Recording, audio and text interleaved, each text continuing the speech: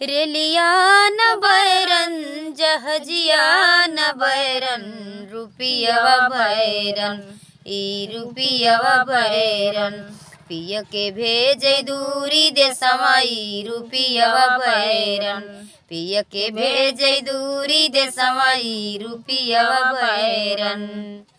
तो बहुत ही प्यारा लोकगीत आप लोग सुनिएगा कि आदमी लोग किस वजह से कमाने जाते हैं और कौन सी मजबूरी होती है। तो सुनिए, बहुत ही प्यारा, इस गीत को लास्ट तक सुनिए।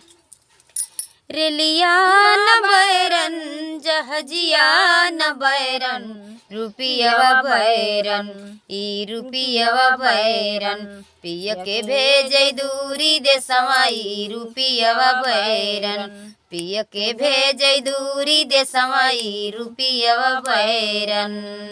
सास नहीं बैरन ससुर नाही बैरन सास नाही बैरन ससुर नाही बैरन सास नाही बैरन ससुर नाही बैरन ई पेटवा बैरन ई पेटवा बैरन पिय के भेजे दूरी दे समाई रुपिया बैरन पिय के भेजे दूरी दे समाई रुपिया बैरन।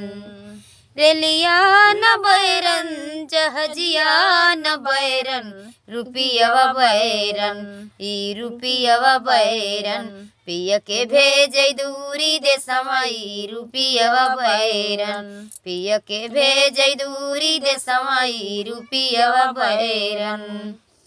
जेठ नहीं बैरन जेठान नाही बैरन जेठ नाही बैरन जेठान नाही बैरन जेठ नाही बैरन जेठान नाही बैरन ई पेटवा बैरन ई पेटवा बैरन पिय के भेजे दूरी दे समाई रुपिया बैरन पिय के भेजे दूरी दे समाई रुपिया बैरन।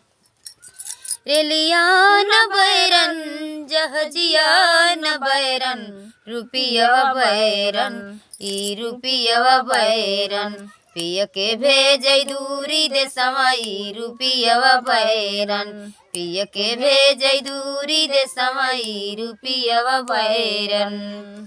देवर नाही बैरन ननद नाही बैरन देवर नाही बैरन ननद नाही बैरन देवर नाही बैरन ननद नाही बैरन रुपिया बैरन इहे पेटवा बैरन पिय के भेजे दूरी दे समाई रुपिया बैरन पिय के भेजे दूरी दे समाई रुपिया बैरन। रेलिया न बैरन जहजिया न बैरन रुपिया बैरन ई रुपिया बैरन पिय के भेजे दूरी दे समाई रुपिया बैरन पिय के भेजे दूरी दे समाई रुपिया बैरन। तो बहुत ही प्यारा गीत, ऐसा गीत आप लोगों ने सुना नहीं होगा। तो सुनिए, आदमी लोग का मजबूरी क्या होता है कि कहते हैं लोग कहावत में कि पेट नहीं होता तो किसी से भेंट नहीं होता। तो इस पेट के लिए दूर देश से आना पड़ता है और अपने बीवी बच्चों को गांव समाज छोड़कर, तो एक चीज़ के लिए, यही पैसा के लिए, पैसा चाहे जिसको जहां ले जाए। तो बहुत ही प्यारा गीत आप लोग ज़रूर सुनिएगा।